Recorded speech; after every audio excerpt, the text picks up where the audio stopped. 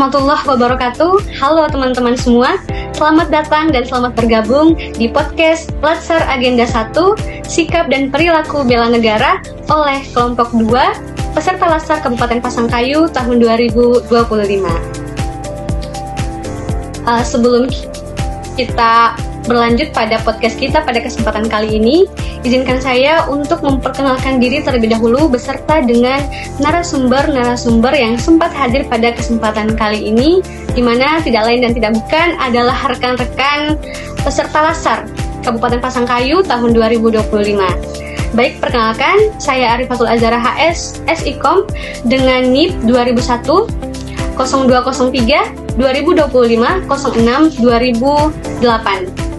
Saya CPN dari Sekretariat Daerah Kabupaten Pasangkayu, bagian protokoler dan komunikasi pimpinan. Adapun narasumber pertama kita itu ada Kak Fitra. Gimana Kak Fitra, mungkin bisa perkenalkan diri terlebih dahulu beserta dengan asal instansinya. Baik, terima kasih Kak. Perkenalkan, nama saya Muhammad Fitra Remansyah. Asal instansi saya itu dari Sekretariat DPRD di bagian persidangan dan perundang-undangan. Selanjutnya kita persilahkan narasumber kedua kita ada Kak Ali. Mungkin Kak Ali boleh perkenalkan diri juga beserta dengan asal instansinya. Oke, baik. Perkenalkan, nama saya Muhammad Ali Hanafi, asal instansi BKPSDM Kabupaten Pasangkayu, di bidang informasi, kesejahteraan dan disiplin ASN.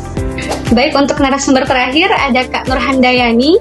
Mungkin Kak Nur Handayani bisa perkenalkan diri juga asal instansi. Terima kasih. Perkenalkan, nama saya Nur Handayani, asal instansi dari BPKAD, Badan Pengelolaan Keuangan dan Aset Daerah. Oke, baik. Gimana kabarnya kakak-kakak semua? Baik? Ya, alhamdulillah baik. Alhamdulillah. Baik, langsung saja. Pada episode kali ini kita akan membahas hal-hal yang cukup panas. Biar otaknya kita ini jalan dulu, tapi kita tetap bawa santai saja ya. Oke, langsung saja. Jadi kemarin Ibu Sri Mulyani itu sempat bilang di salah satu pidatonya pada saat forum di Institut Teknologi Bandung, tepatnya di hari Kamis kemarin, belum lama dari hari ini, beliau sempat menyinggung persoalan rendahnya penghargaan finansial terhadap profesi pendidik. Nah, kata beliau, ini merupakan sebuah tantangan yang cukup besar bagi sistem keuangan negara kita. Nah, kita ketahui bahwa banyak guru di Indonesia yang sudah menjerit karena gaji mereka yang cukup rendah. Jadi beliau juga sempat melanjutkan pidatonya dengan sebuah pertanyaan, apakah semuanya harus keuangan negara ataukah ada partisipasi dari masyarakat? Nah, ini merupakan pertanyaan yang membuat kepala kita garuk-garuk, bukan karena banyak tombe, tapi memang karena kita mikir terhadap pernyataan dari Ibu Sri Mulyani tadi. Jadi untuk itu mari kita kulik habis-habisan perihal isu ini.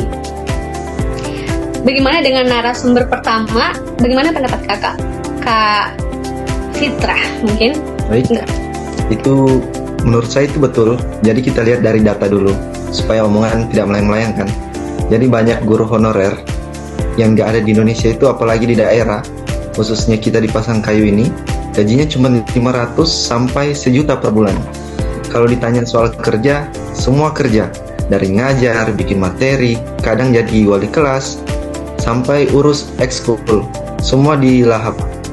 Nah, Bu Sri Mulyani itu bilang APBN itu sudah besar untuk pendidikan tahun 2024, mencapai 665 triliun.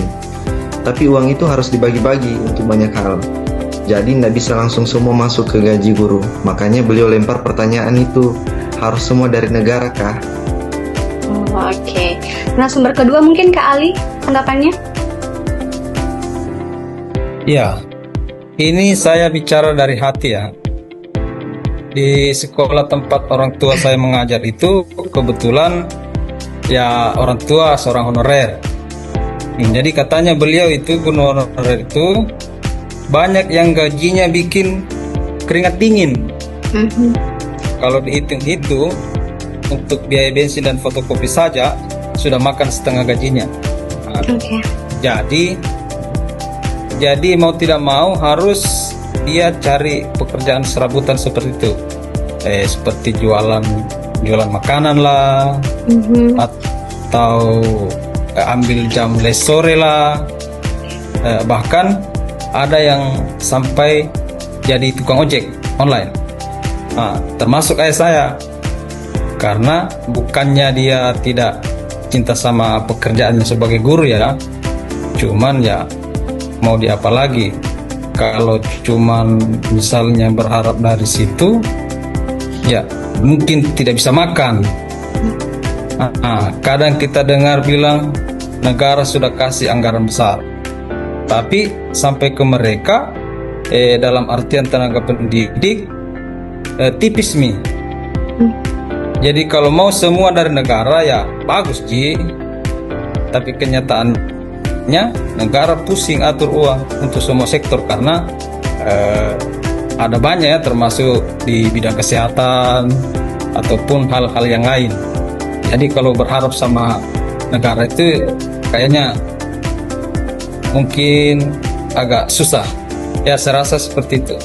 Oke, baik. Terima kasih, Kak.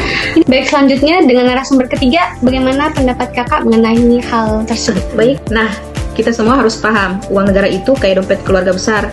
Banyak yang mau dipakai untuk macam-macam kebutuhan.